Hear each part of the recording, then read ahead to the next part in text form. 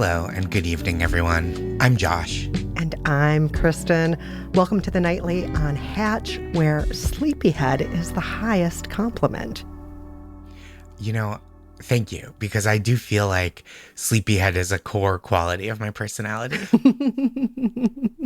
I love that about you, Josh. You have such a zen quality about you. Thank you. Everything's always so relaxed and happy and non-judgmental in your presence. You have such a special way about you. Thank you. I'm always happy to see you in the pillow fort, and I'm always at ease. I always have such a great conversation when we get to chat, so thank you so much. Great. It's been a while since I've seen you. Yeah. And it's just nice to catch up again. And, you know, it's great because a listener was recently saying to me that, like, when you and I are hanging out, they feel especially relaxed. They're like, there's something about the Josh, Kristen hangout feeling that's like, this is the slumber party where everyone's definitely horizontal the whole time.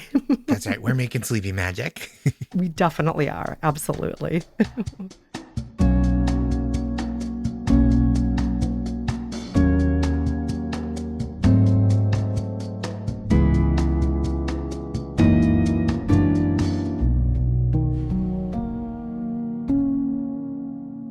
Well, tonight, I just think it's so fun when we get to like pursue weird little fascinations.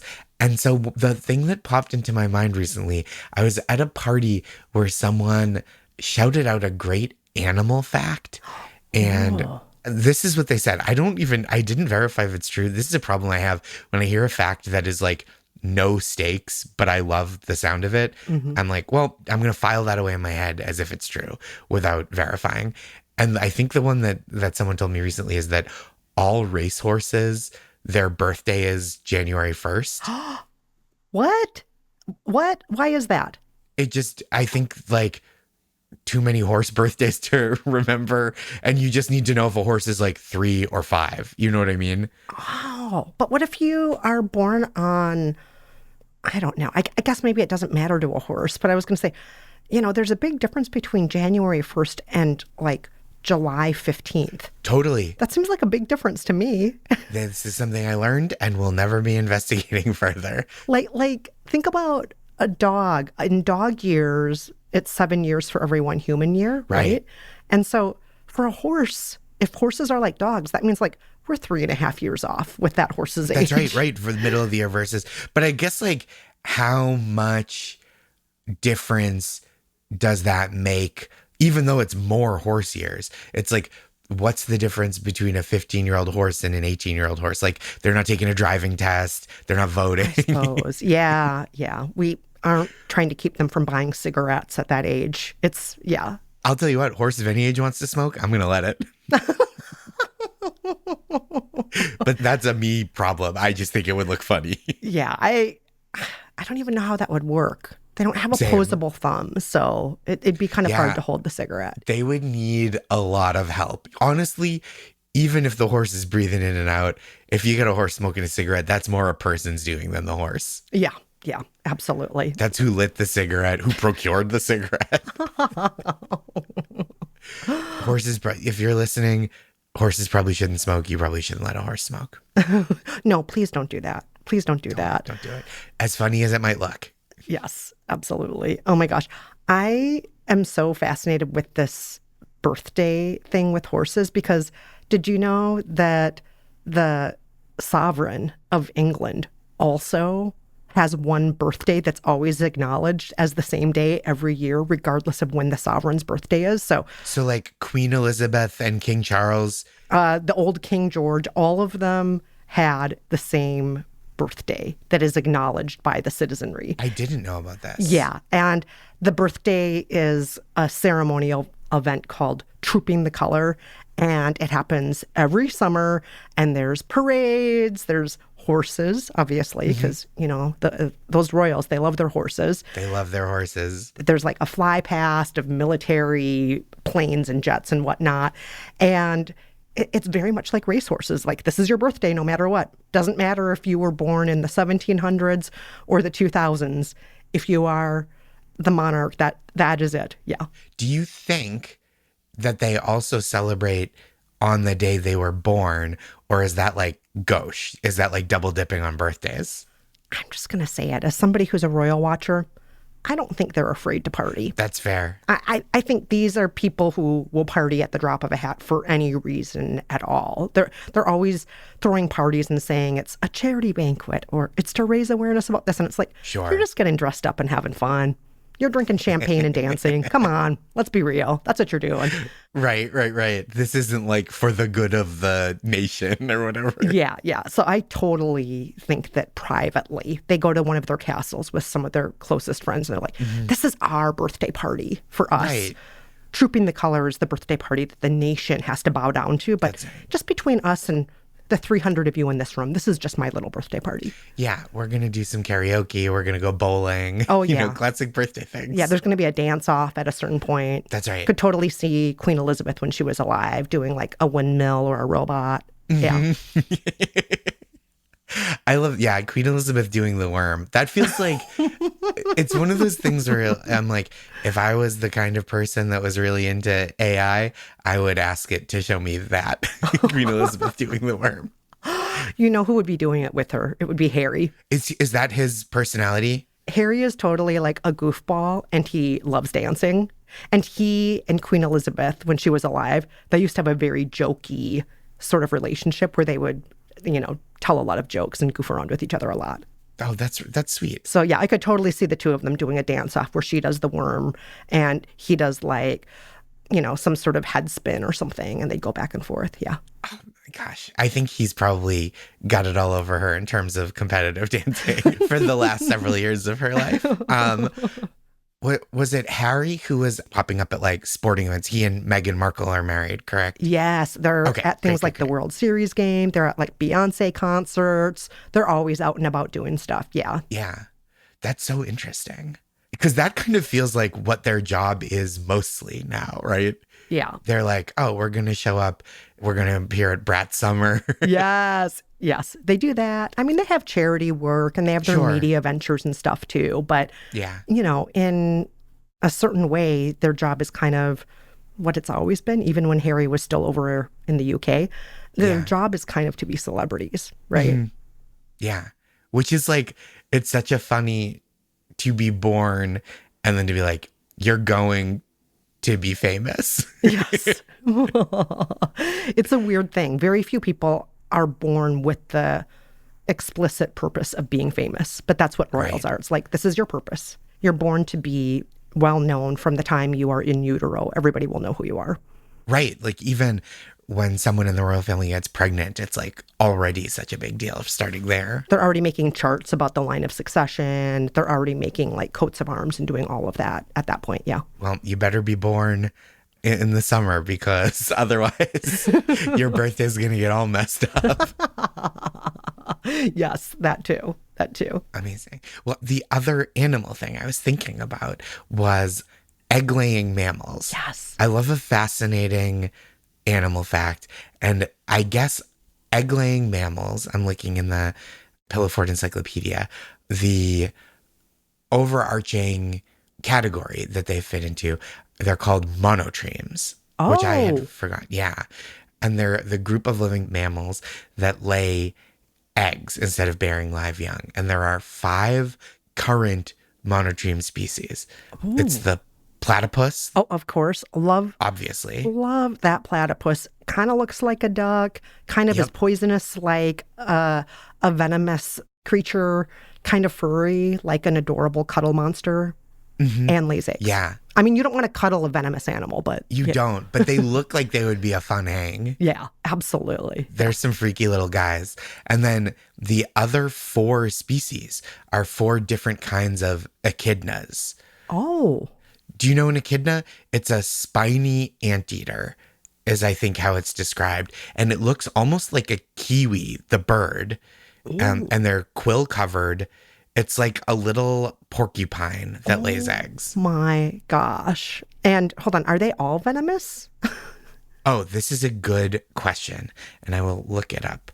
Male echidnas have non-venomous spurs on their hind feet, similar to the venomous male platypus. So they have the spurs, but they don't have the poison in them. Okay, all right. Yeah, that's really interesting. So I think that's why they have the spikes, because they don't have poison. Yeah, I suppose you don't need poison if you have spikes, right? Yeah, that's right. That's just too much. It's gilding the lily. Yes. But I feel it's so funny because I think we think about egg laying mammals and everybody wants to talk about the duck billed platypus. But it does also feel like there are these other ones that get less shine and they're very cute. Yeah, I'm looking them up now in the Pillow Fort Encyclopedia, and I have got to say they are adorable. Like Very. you said, they're kind of like a cross between an anteater and a porcupine.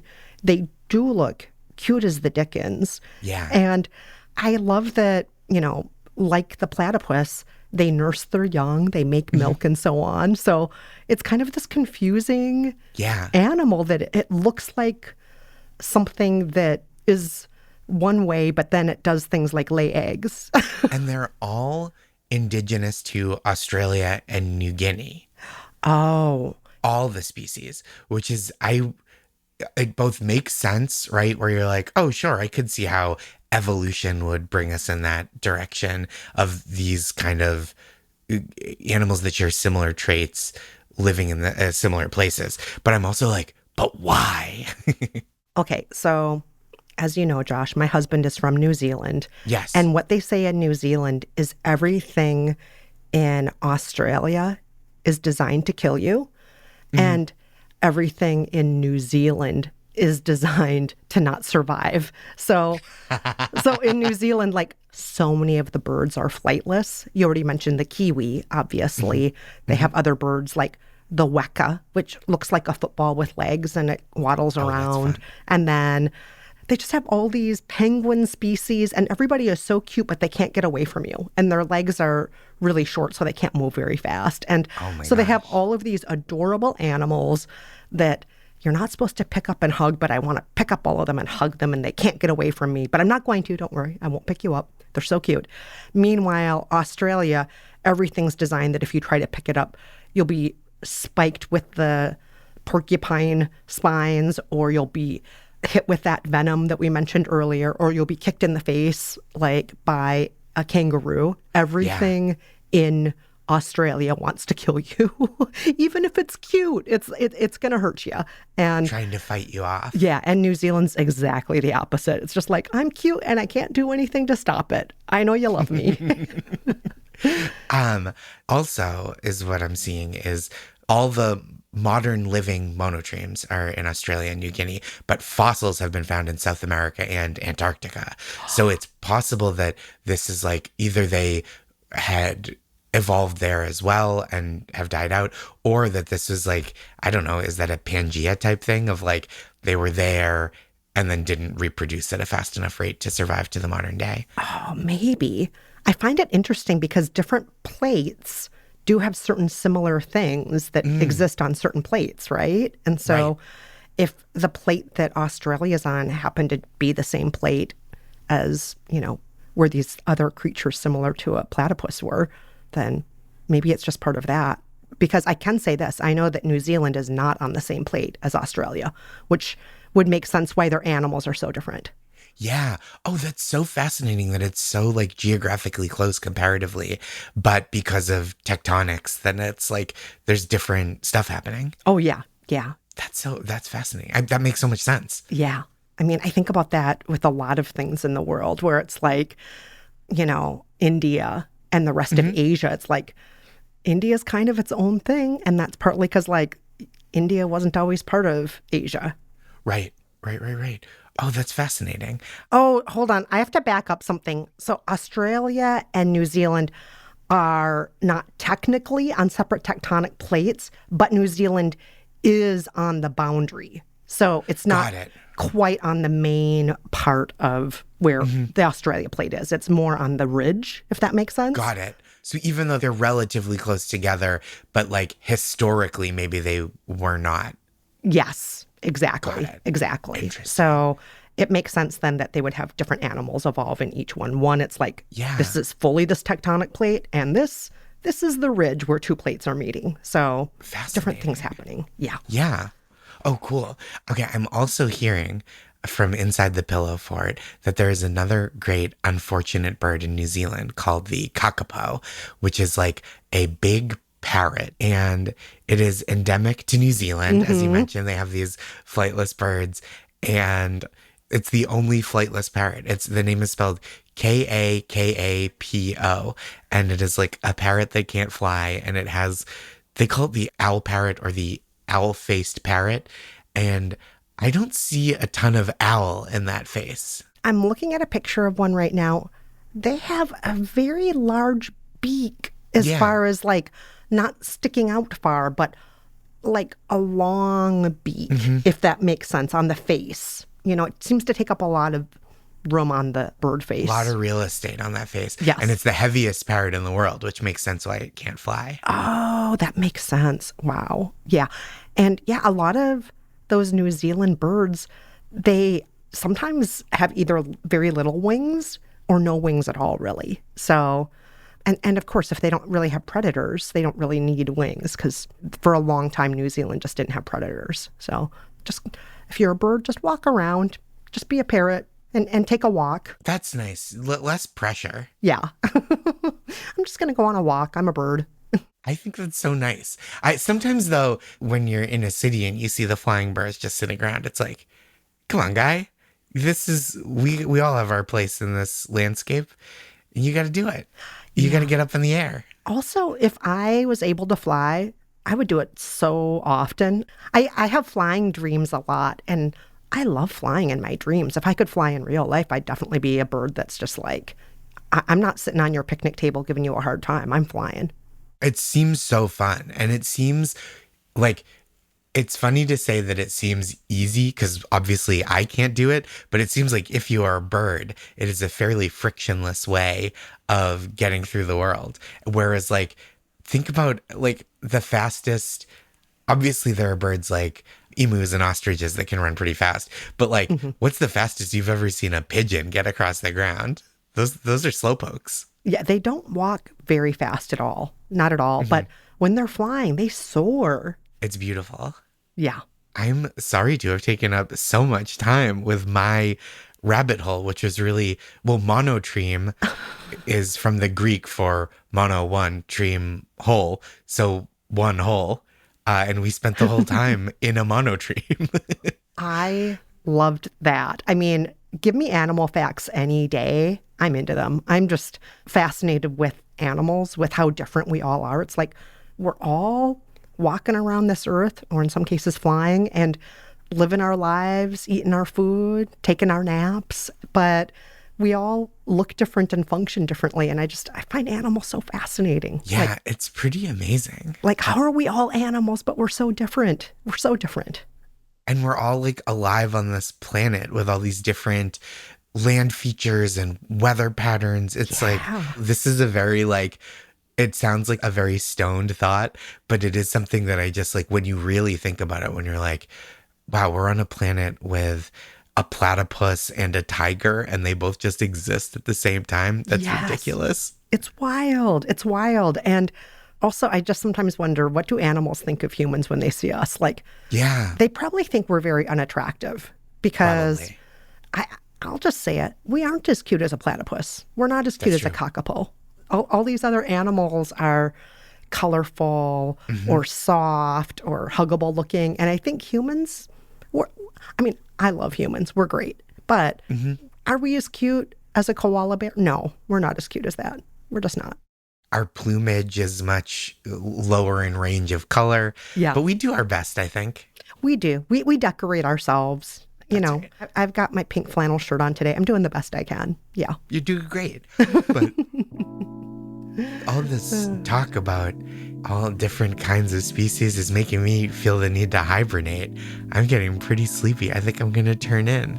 I am feeling that sloth feeling myself. I'm going to curl up and get to bed. But Josh, this has been so much fun. Likewise. Good night, Kristen. Good night, Josh.